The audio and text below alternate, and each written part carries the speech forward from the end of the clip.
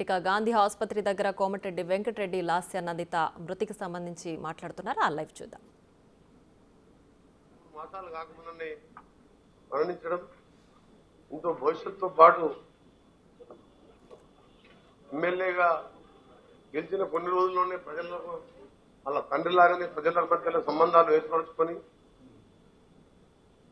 చూసిన ఏంటంటే రాత్రి గుడికి వెళ్ళి ఇక్కడ పూజలు చేసి వచ్చి ఈరోజు కొన్ని ఇనాగ్రేషన్ కూడా పెట్టుకున్నట్టు అక్కడ స్థానిక కంటోన్మెంట్ ప్రజలు చెప్తున్నారు. ఆమె చనిపోవడం చాలా బాధాకరం.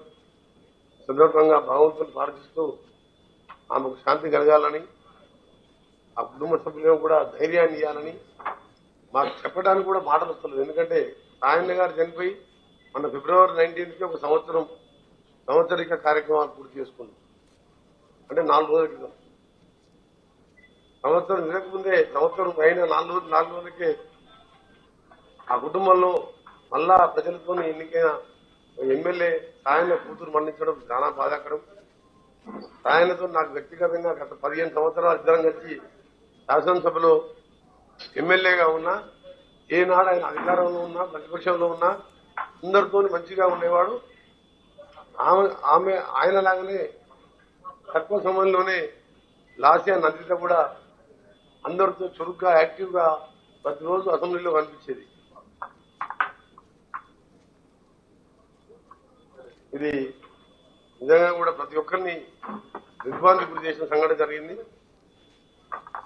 దాంతోపాటు ఇప్పుడే గౌరవ ముఖ్యమంత్రి గారితో కూడా మాట్లాడి వారు కూడా చీఫ్ సెక్రటరీ గారు ఆదేశాలు ఇవ్వడం జరిగింది.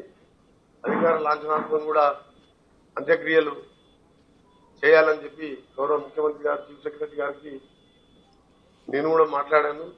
సీఎం సెక్రటరీ శేషాద్రి గారితో మాట్లాడాను.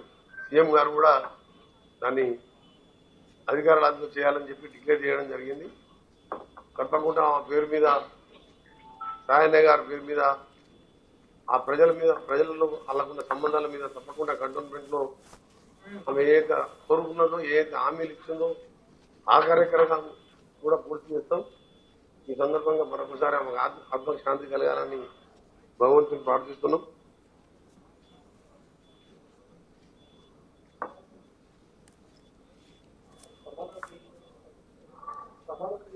ఇప్పుడు ఏసీపీ రవీందర్ రెడ్డి గారితో మాట్లాడాను. ఆమె టెంపుల్ పోయి దర్శనం చేసుకొని వచ్చి ఆ ఉదయంకెళ్ళి ఏం తిన్నా ఆకలిస్తుందని చెప్పి మళ్ళీ అవుటర్ రింగ్ రోడ్ దిగి ఆ కింద ఏదన్నా హోటల్ ఉంటే తిందామని పోయే రంగంలో పక్కకి లారీ వెహికల్ దాకి మళ్ళీ ఆనికి రేలింగ్ కుట్టిందంట. ముందు సీట్లో కూర్చున్నట్టుంది. ఆ ముందు సీట్లో కూర్చొని కూడా సీట్ బెల్ట్ పెట్టుకోలేదని చెప్పి ఆ ఏసీపీ గారు తెలపడం జరిగింది. మరొకసారి కూడా అందరి ఎమ్మెల్యేలే కాదు కామన్ ప్రజానికి మొన్న కూడా మా గవర్నమెంట్ విప్పు అడ్లూరి లక్ష్మణ్ ధర్మపూర్ ఎమ్మెల్యే ఆల్మోస్ట్ చనిపోయినట్టు ఇంత గాయాలై దేవుని దేవుల్లో బతికి బయటపడ్డాం.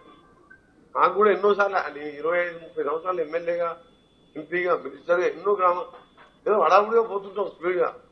తొందరగా అన్ని ప్రోగ్రామ్స్ అటెండ్ చేయాలని అందరు కూడా విజ్ఞప్తి చేస్తున్నా. సీట్ బెల్ట్ పెట్టుకొని స్పీడ్ లిమిట్ కూడా మెయింటైన్ చేసుకుంటూ పోవాలని చెప్పి ముఖ్యంగా ఈ ఎస్కార్ట్ వాహనాలు కానీ ఎమ్మెల్యేలు కానీ ఏంటంటే అన్ని ప్రోగ్రామ్స్ ఒకటే రోజు ఎక్కువ ప్రోగ్రామ్ పెట్టుకుంటాం, అన్ని అటెండ్ చేయాలని ప్రజలకు మాట ఇచ్చిన వస్తామని చెప్పి ఈ ఊరికి ఆ ఊరికి కొన్ని పెన్నీలని ఇనాగ్రేషన్ ఏది ఉన్నా సరే సీట్ బెల్ట్తో పాటు స్పీడ్ లిమిట్ కూడా పెట్టుకొని పోతే మంచిదని చెప్పి కూడా అందరికీ కూడా విజ్ఞప్తి చేస్తున్నా.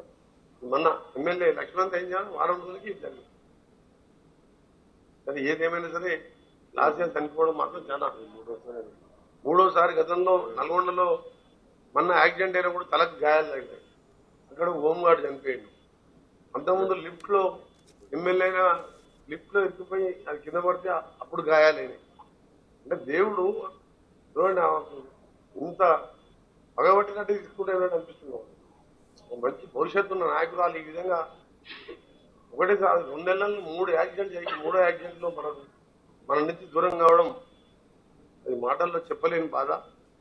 మా ప్రభుత్వం తరఫున మరొకసారి మా ముఖ్యమంత్రి గారి తరఫున కుటుంబానికి సంతాపం వ్యక్తం చేస్తున్నాం.